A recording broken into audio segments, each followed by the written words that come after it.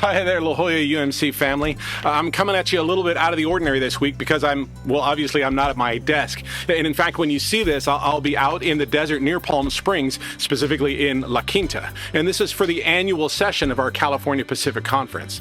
So if you stopped by the office this week and wondered where I was, that's your answer. Now, I do this because I also serve our wider church as the annual conference secretary, a legal officer of our annual conference. And as you might imagine, this means that these are full and demanding days. So I may be a little harder to reach than usual while I do this good work. You see, friends, once a year, United Methodists from across our region gather together, mostly in person, a few online. Churches from Southern California and out across the Pacific to Hawaii, Guam, and Saipan.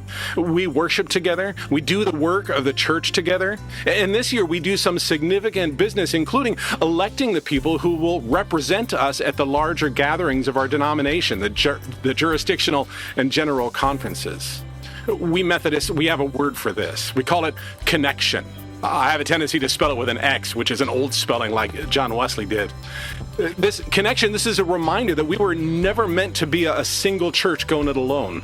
La Jolla UMC is part of something bigger, more capable, better resourced. And I think that's important. It's an important part of our denomination. And it's through this connection that we're able to reach well beyond the walls of our own buildings with our prayers, our witness, and our care. Friends, this is an expression of being the body of Christ. The theme at this year's annual session is Astonish. And I love the idea of allowing ourselves to be surprised by what God is doing through God's people in our churches and across our connection. Now, much of this annual conference gathering is public. So if you'd like to follow along, you can find documents and resources and even watch the live stream at calpacumc.org/AC2026. Check out your wider church family at worship and at work.